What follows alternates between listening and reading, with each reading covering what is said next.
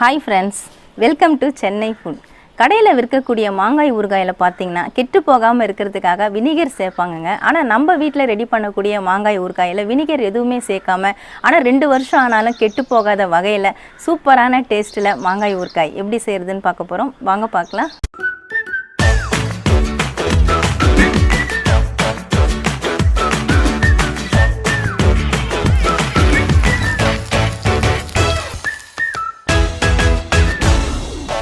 மாங்காய் ஊறுகாய் செய்கிறதுக்காக நான் 4 மாங்காய் எடுத்துருக்கேங்க. இந்த மாதிரி குண்டு மாங்காய் எடுத்துக்கிட்டிங்கன்னா ஊறுகாய்க்கு நல்லாயிருக்கும். அதோட புளிப்பு அந்த காரம் சேரும் பொழுது சூப்பராக இருக்கும் டேஸ்ட்டு. இந்த மாங்காய் பார்த்திங்கன்னா நம்ம பொடிசாக கட் பண்ணி எடுக்கணும். கட் பண்ணுறதுக்கு முன்னாடி சுத்தமாக கழுவி தொடச்சி ஈரம் இல்லாமல் எடுத்துக்கோங்க. நான் கழுவி தொடச்சி தான் வச்சுருக்கிறேன். இதை நம்ம இப்போ பொடிசாக கட் பண்ணிக்கலாம். நான் உங்களுக்கு கட் பண்ணியே காமிச்சிடுறேன். இதில் இந்த டாப் போர்ஷனை கட் பண்ணி எடுத்துருங்க. காம்பு பகுதி இது நமக்கு வேண்டாம். அதே மாதிரி இந்த நுனி பகுதியும் கட் பண்ணி எடுத்துருங்க. எடுத்துட்டு நடுவில் கொட்டை இருக்கும், அதனால் இந்த மாதிரி ஓரத்தில் வச்சு கட் பண்ணிக்கோங்க. நான் கத்தியில் கட் பண்ணுறேன். நீங்கள் அருவாமனை வச்சு கட் பண்ணுறதா இருந்தாலும் கட் பண்ணிக்கலாம், உங்கள் வசதி தான் அது. பாருங்கள், நான் 2 பார்ட்டு கட் பண்ணிட்டேன். இப்போ கொட்டை பகுதி இருக்குது. இந்த கொட்டை பகுதியில் இருக்கக்கூடிய சதையும் நம்ம கட் பண்ணி எடுத்துக்கலாம். இல்லை நீங்கள் சாம்பாரில் குழம்புல போடுற மாதிரி இருந்தால் இந்த கொட்டையோடு அப்படியே சதையோடு கூட நீங்கள் எடுத்து வச்சுட்டு சமையலில் நம்ம சேர்த்துக்கலாம். இந்த மாதிரி சுற்றிலும் இருக்கிற சதை பகுதி எல்லாத்தையுமே கட் பண்ணிவிட்டு இதில் இருக்கக்கூடிய சதையும் கட் பண்ணி எடுத்துக்கலாம்.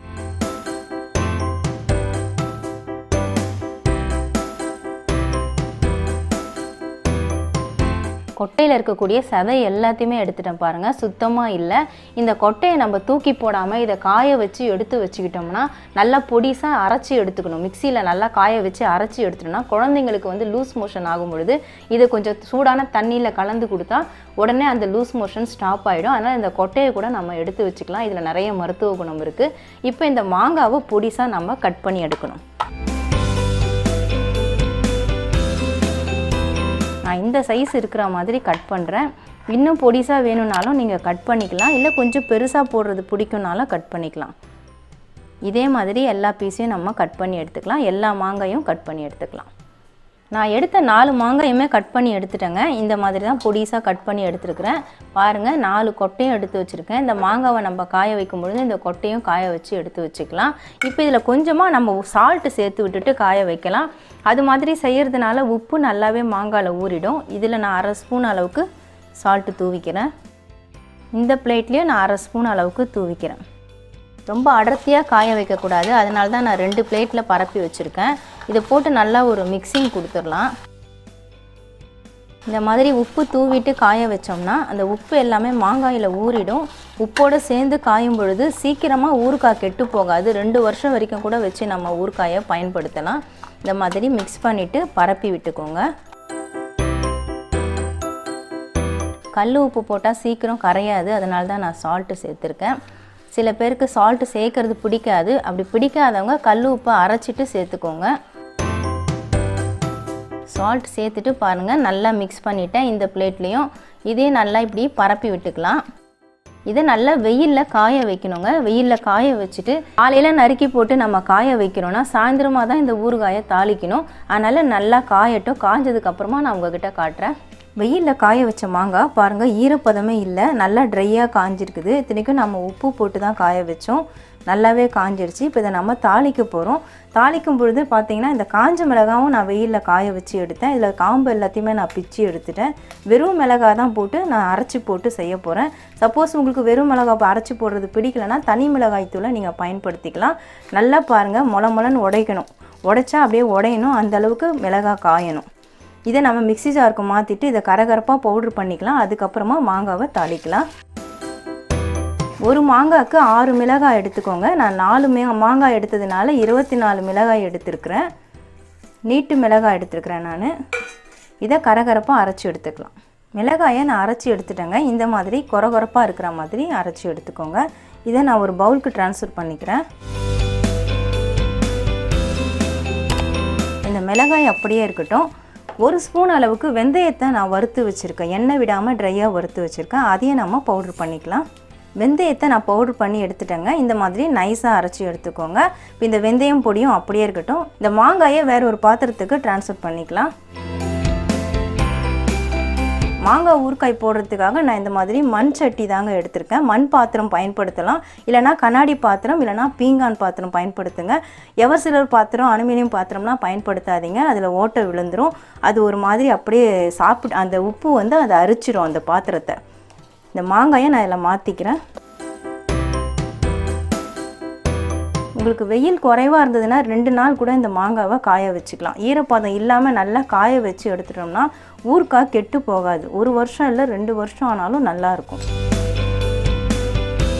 அடுத்ததாக நம்ம அரைச்சி வச்சுருக்கிற இந்த மிளகாய்த்தூள் அதை இதில் சேர்த்துக்கலாம். நான் கொஞ்சம் 1 ஸ்பூன் அளவுக்கு நிறுத்திட்டு சேர்க்குறேன். தேவைன்னா கூட நம்ம கடைசியில் சேர்த்துக்கலாம். காரம் அதிகமாகிட்டால் சாப்பிட முடியாது. அதனால் ஏற்கனவே நம்ம மாங்காயில் உப்பு சேர்த்து தான் காய வச்சோம் பெசரிட்டு. அதுலேயே அரை உப்பு இருக்குது. இப்போ 1 ஸ்பூன் அளவுக்கு நான் சால்ட்டு சேர்த்துக்கிறேன். அரை ஸ்பூன் அளவுக்கு மஞ்சள் தூள் அதையும் சேர்த்துடுறேன். வறுத்து அரைச்சி வச்ச வெந்தயத்தூள் அதையும் சேர்த்துக்கிறேன். ஒரு முறை நம்ம மிக்ஸ் பண்ணி விட்டுக்கலாம்.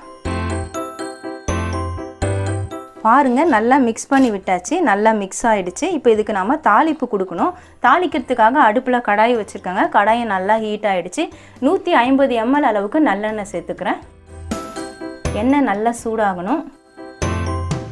எண்ணெய் நல்லா சூடாகிடுச்சு. அரை ஸ்பூன் அளவுக்கு கடுகு சேர்த்துக்கிறேன். 1 ஸ்பூன் அளவுக்கு பெருங்காயத்தூள் அதையும் சேர்த்துடுறேன். இப்போ அடுப்பு ஆஃப் பண்ணிடலாம். அந்த சூட்லேயே கடுகு நல்லா பொரிஞ்சிடும். பாருங்கள், கடுகு நல்லாவே பொரிஞ்சிருச்சு. இப்போ இந்த எண்ணெயை எடுத்து இந்த மாங்காயில் நம்ம சேர்த்துக்கலாம். சேர்த்துட்டு நல்லா கலந்து விட்டுக்கலாம். நம்ம சேர்த்த எண்ணெய் கரெக்டாக இருக்குது பாருங்கள். நல்லா எண்ணெய் மிதக்குது, அந்த அளவுக்கு இருக்குது. இன்னும் ஊறினவொன்னே பார்த்தீங்கன்னா எண்ணெய் நல்லா தெளிஞ்சு வரும்.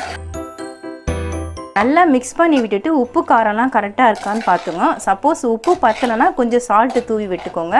காரம் பத்தலைன்னா நீங்கள் மீதம் வச்சா அந்த மிளகாய் தூளே சேர்த்துக்கலாம். அப்படி இல்லைன்னா தனி மிளகாய் தூள் கூட சேர்த்துக்கலாம். இந்த மாதிரி நல்லா மிக்ஸ் பண்ணி விட்டுடுங்க. இந்த ஊறுகாயை நம்ம 3 நாள் வெயிலில் காய வச்சு எடுக்கணும். தினந்தோறும் பார்த்தீங்கன்னா காலையில் இந்த மேலே ஒரு துணி போட்டு கட்டிட்டு வெயிலில் வச்சிடணும். வச்சுட்டு மறுபடியும் எடுத்து கலரி எடுத்து வச்சிடணும். மறுபடியும் அதே மாதிரி நீங்கள் 3 நாள் செய்யணும்.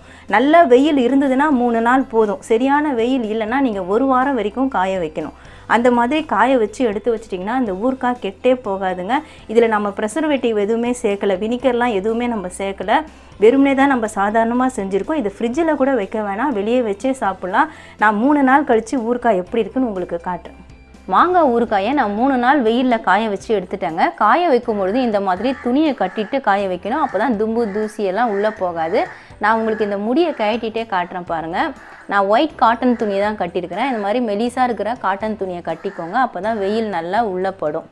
பாருங்கள், சூப்பராக ரெடியாக இருக்குது. எண்ணெய்லாம் தெளிஞ்சு மேலே வந்திருக்கு பாருங்கள்.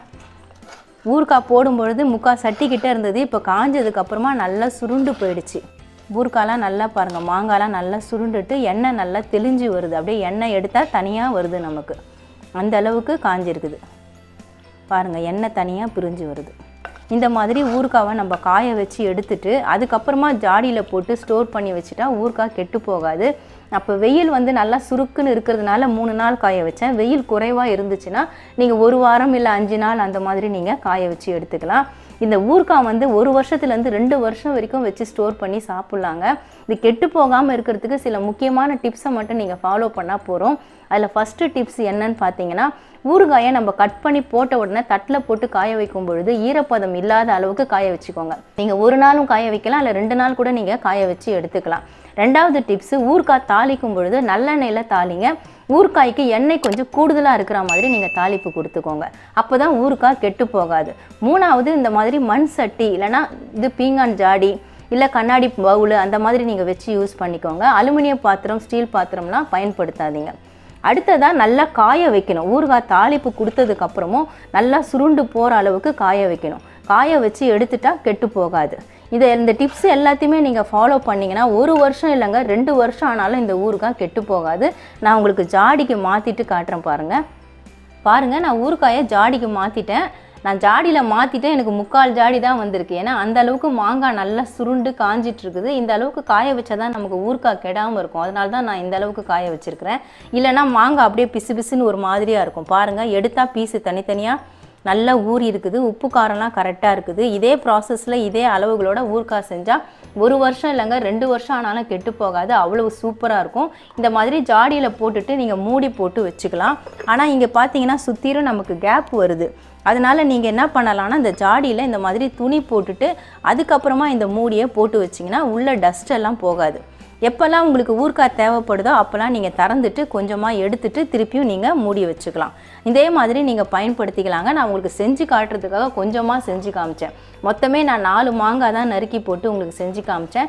இதே நீங்கள் ஒரு 10 மாங்காய் 15 மாங்காய் கூட நறுக்கி போட்டு ஊறுகாய் ரெடி பண்ணி ஸ்டோர் பண்ணி வச்சுக்கலாம். ஆனால் மிளகாயை காஞ்ச மிளகாயை நீங்கள் அரைச்சி போட்டு நீங்கள் தாளிச்சிங்கன்னா கண்டிப்பாக கெட்டு போகாது.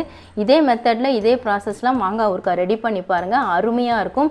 இது சாம்பார் சாதம், ரசம் சாதம், இது எல்லாத்துக்குமே நம்ம சைடிஷாக வச்சு சாப்பிட்லாம்.